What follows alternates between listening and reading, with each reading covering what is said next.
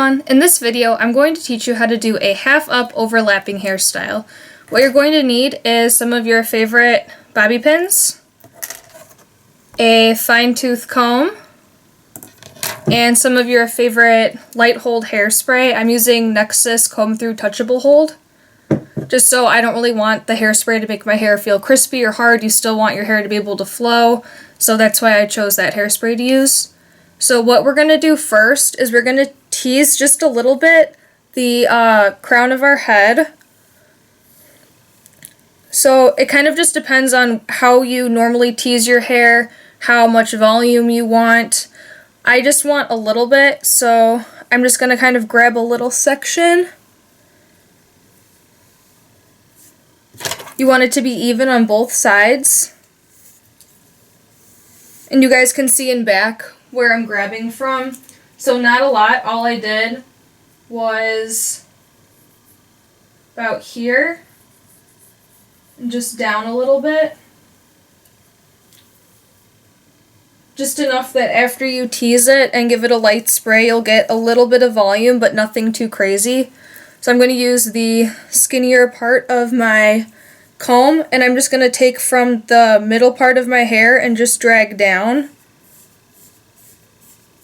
And I'm just kind of working my way up and reinforcing where I already combed through, and then I'm just going to let it fall down. Then all you have to do, I'll turn around so you guys can see, is I just lightly comb over it, just if there's any weird teasing marks, any flyaways, it's solid. If you decide you want more volume, I'm just going to go a little bit under the part I already grabbed. And then again, I'm just dragging my comb in a downward motion towards my scalp and just letting it fall. The teasing is optional for this style. You don't have to. I personally like the way that it makes the hairstyle look in the end. It's all personal preference though. And then just going to give it a little spray. There. Can set that aside for now. Now the next part, you want to make sure that some of your front hairs will reach all the way to the back, and I'll show you. These are my front layering hairs, and they do reach all the way across. You want it to be able to, if this is the center of your head, you want the hair to reach at least 1 or 2 inches further to the other side. If they don't reach that far, that could be a problem. You can always grab hair that's a little bit closer to the back and then just leave some of these hairs down. So all you're going to do is you're going to take that first section kind of towards the top part of your head. You're going to bring it around to the back, and I kind of judge this by where my teasing ends is where I'm going to start pinning. So I'll turn around so you guys can see. So my teasing kind of goes ending here. So I'm going to pull my hair across. And I'm just going to pin this piece to the side. And then you're going to do the same thing. You're going to grab, I know my bangs will not reach, so I'm just going to automatically grab a piece of hair that is a little further back. You don't want the pieces to be too huge. It can end up making the style look a little funny. So I'm just going to cross it over. And then I'm going to pin this one in place just like we did the first one.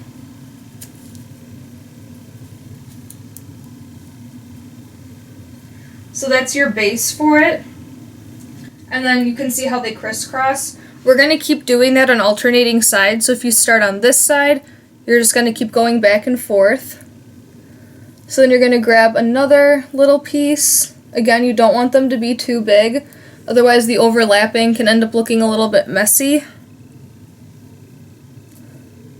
So you're just going to pull it over. And again, I'm doing this without having a mirror to look in the back to see where I'm pulling it. But you can kind of just judge and feel with your fingers to know if you like where it is. if you want it in a different spot. And then again, I know that these hairs will not reach all the way, so I'm just going to grab a small section below where I'd grabbed the first one. And then crossing it over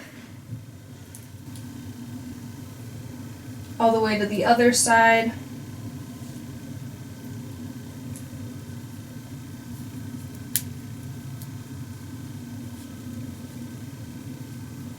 And pinning it up. And you can do this as many times crossing over as you want. It just depends how much hair you want up and out of the way. I think I'll do one more on each side. So then again, as long as you alternate each side, you'll keep that crisscrossed pattern in place. So just feeling where I want to put the pin in.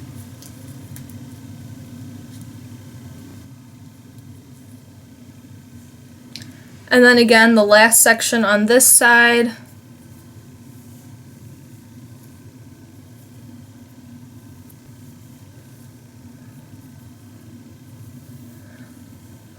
The last sections can be a little bit bigger if you want more of that total half up look. So I'm just going to pull this last one across.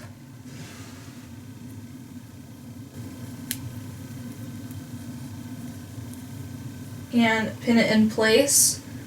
So I know it is important to use bobby pins that match your own hair color. Some of them will be visible. I'm pretty sure one of mine is.